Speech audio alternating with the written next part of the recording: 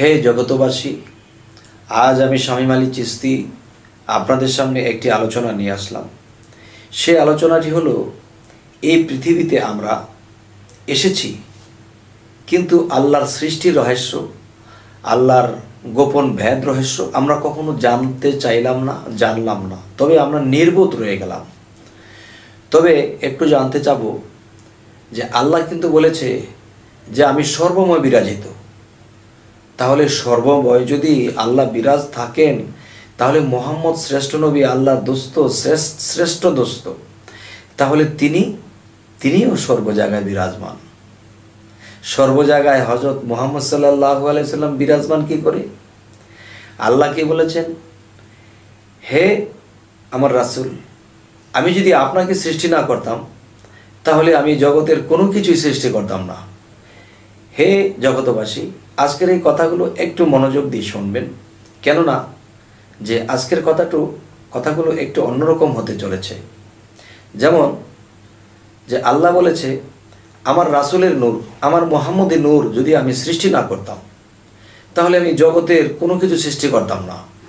আকাশ, জমিন, পাতাল, বাতাস, আগুন, পানি, কোনো কিছুই আমি সৃষ্টি করতাম না। তাহলে সেগুলো সৃষ্টি কোথা থেকে করা হয়েছে? যে আমার থেকে আমার রাসূল, আমার থেকে আমার নূরে মুহাম্মদী সৃষ্টি হয়েছেন, এবং সেই নূরে মুহাম্মদী থেকে সারা জাহান সৃষ্টি হয়েছে। এখন আল্লাহ যদি বলে আমি সর্বময় বিরাজিত, তাহলে মুহাম্মদও সর্ব জায়গায় বিরাজিত।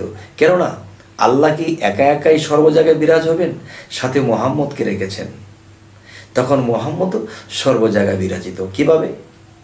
যদি আল্লাহ বলে থাকে আমার থেকে আমার মুহাম্মদী নূর সৃষ্টি করিয়াছি, আর মুহাম্মদী নূরে আমি সারা জাহান সৃষ্টি করেছি, মুহাম্মদী নূরে যদি সারা জাহান সৃষ্টি করা হয়, তাহলে সমস্ত সৃষ্টির মধ্যে আমাদের কি বুঝতে হবে? যে নূরে মুহাম্মদী সমস্ত সৃষ্টিতে মিশ্রিত আছে। আমি যদি কাউকে আঘাত করি অন্য মানুষকে হয়ে, বা ওকে পর ভেবে বা শত্রু ভেবে, তবে একজনকে আঘাত করা উচিত নয়। কেননা যে সেখানেও মুহাম্মদ আছে। আমি একটা গাছকে খামাখা আমি কোপ দিয়েছি, একটা ডাল ফেলে দিয়েছি, এটা ফেলে দেওয়ার কোনো প্রয়োজন নেই, কিন্তু সে ডালটাকে আমি ফেলে দিয়েছি কেটে, তখন কি হবে? সেই গাছটা ব্যথা পাচ্ছে, বা সেই গাছ থেকে রস বেয়ে বেয়ে পড়ছে। একটা মানুষের হাত কেটে গেলে যেমন রক্ত পড়তে থাকে, তেমন একটা গাছ থেকে রস পড়তে থাকে। তখন সেই একটা মানুষ যখন হাত কেটে গেলে ব্যথা অনুভব করতে থাকে, তখন একটা গাছও ব্যথা অনুভব করতে থাকে। তবে আমরা কাজের ক্ষেত্রে গাছ কাটবো, মাছ কাটবো, বা অন্য প্রাণীর কাটতে হলে কাটবো, জবাই করব, কিন্তু শুধু শুধু নয়। কেননা আল্লাহ বলেছে আমি সর্বময় বিরাজিত। মুহাম্মদ সাল্লাল্লাহু আলাইহি সাল্লাম তার মুহাম্মদী নূরে যদি সমস্ত সৃষ্টি হয়ে থাকে, তাহলে সমস্ত সৃষ্টির মধ্যে মুহাম্মদও রয়ে গেছে। তাহলে আমরা কি করব? যে এই পৃথিবীর সমস্ত সৃষ্টি মানুষের কল্যাণের জন্য সৃষ্টি করা হয়েছে। তাহলে আমি যদি একটা গাছের পাতা শুধু শুধু ছিঁড়ি, তাহলে এই গাছটাকে শুধু শুধু ছিঁড়ে কিন্তু আমি কষ্ট দিলাম। আর যদি আমার কোনো কাজে লাগে, তখন আল্লাহর কাছে বলে, তখন আমি গাছটাকে কেটে আমার কাজে লেগেছি, তখন এই গাছটাও কিন্তু ধন্য হবে। কেন ধন্য হবে? যে আমাকে দিয়ে একজন মানুষ আল্লাহকে স্মরণ করে আমাকে দিয়ে সে তার একটা কাজে লাগিয়েছে। আমি আল্লাহর কাছে বলতে পারবো, তোমার শ্রেষ্ঠ মানুষ তোমার নাম নেই, আমাকে কেটে একটা কাজে লাগিয়েছে, তখন গাছের জীবন ধন্য হবে এবং আমাদেরও পূর্ণ হবে। আর যদি শুধু শুধু আমরা এটা করি, তাহলে আমরা পাপিষ্ঠ হতে হবে। কেননা আল্লাহ সর্ব জায়গায় আছে। আল্লাহ যদি একটা গাছের মধ্যেও না থাকে, তাহলে গাছটিও বাঁচবে না। যেমন মুসা আলাইহিস সালামের সাথে বলা হয়েছিল যে হে আল্লাহ, আপনি কি আমার সাথে সর্বসময় থাকেন? হ্যাঁ হ্যাঁ হ্যাঁ থাকি। হে আল্লাহ, আমি যখন আমার স্ত্রীকে নিয়ে থাকি তখনও থাকেন?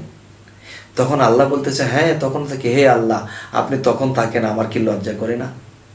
তখন আল্লাহ বলেছে আর তোমার সাথে আজকে থাকবো না।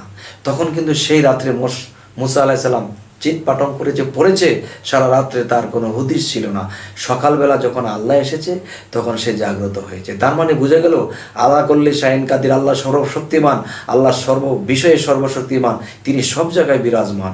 কোনো জায়গায় যদি আল্লাহ না থাকে, তাহলে সেখানে সৃষ্টি হবে না, কোনো কিছুই থাকবে না, সমস্ত কিছু ধ্বংসপ্রাপ্ত হবে।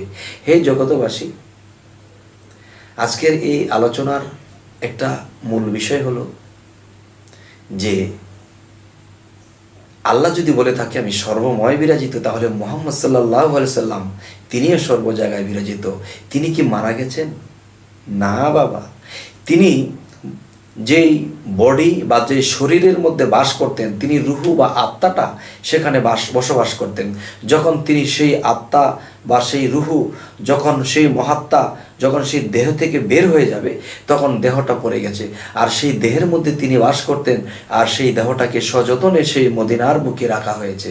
তখন সেখানে গিয়ে যখন মোনাজাত করে, সেখানে গিয়ে যখন কান্নাকাটি করে, তখন সেই মহাত্মা সেখান থেকে দেখে যে আমার উম্মতেরা আসিয়া আমাকে স্মরণ করে তারা কাঁদে, আমার দরুদ পাঠ করে। হে জগতবাসী, তাই বলি এই পৃথিবীতে অনেক মাজার আছে যে কামেল ওলি আউলিয়ার মাজার। কেননা হযরত মুহাম্মদ সাল্লাল্লাহু আলাইহি সাল্লামকে যদি আল্লাহ দোস্ত বলে ডাকেন, তাহলে পৃথিবীতে সমস্ত ওলিয়া উলিয়ারা যদি শ্রেষ্ঠ দোস্ত বন্ধু নাও হয়ে থাকে, তবে শ্রেষ্ঠর বাহিরে হলেও তো বন্ধু। তাহলে সেই বন্ধুর যদি এত বড় একটা মদিনা শরীফে এত বড় একটা রওজা শরীফ হইতে পারে, তাহলে হযরত মুহাম্মদ সাল্লাল্লাহু আলাইহি সাল্লাম যদি আল্লাহর শ্রেষ্ঠ বন্ধু হয়ে থাকে, তাহলে খুচরা বন্ধুদের কি মাজার হবে না, রওজা হবে না? তবে আল্লাহ তো বলেছে তোমরা যদি আমার কাছে কিছু চাও, যদি না পাও তাহলে কার কাছে চাবে? তাহলে তোমরা আমার বন্ধুর স্পর্শ করো, তাহলে তোমরা আমার বন্ধুর কাছে যাও। আমার বন্ধু যখন আমাকে বলবে, তখন বন্ধুকে যদি আমি না বলি তাহলে আমার লজ্জা লাগবে, তখন সেই বন্ধুর উছিলাম তোমরা কিছু লাভবান হয়ে যাবে, তোমরা পেয়ে যাবে। হে জগতবাসী, তো এখানে যে বিষয়টি, যে আজকের আলোচনার মূল বিষয় যে আল্লাহ ছাড়া কোনো জায়গা নেই, মুহাম্মদ ছাড়াও কোনো জায়গা নেই। আল্লাহ একা একা ঘুরবে, দোস্তকে সাথে নিয়েই ঘুরে, এবং কি সমস্ত সৃষ্টিতে মুহাম্মদ মিশ্রিত হয়ে আছে। তাই বলি যে পৃথিবীতে এসেছি, আমাদের যা প্রয়োজন তা আমরা গাছপালা তরুলতা প্রাণী জগৎ যেটা আমাদের হালাল করা হয়েছে সেটা আমরা জবাই করে খাবো, তার নাম নিয়ে খাবো। তখন কি হবে? এটা হালাল হবে। এবং যে গাছপালা তরুলতা আমরা খেয়েছি বা আমরা কোনো প্রাণীকে খেয়েছি, তখন দেখা যায় সে প্রাণীও আল্লাহর তরফ হইতে মুক্ত হবে এবং আমরাও পাপিষ্ঠ হলাম না। যাই হোক, যে আমাদের এই বিশ্ব আধ্যাত্মিক জ্ঞান সঞ্চার দরবার শরীফ হতে যে আলোচনাগুলো, এগুলো যদি আপনাদের ভালো লাগে, আপনারা আমাদের এই চ্যানেলটি সাবস্ক্রাইব করুন, যাতে আপনারা বাকি ভিডিওগুলো পেয়ে যান। তো সকলে ভালো থাকবেন। আল্লাহ হাফিজ।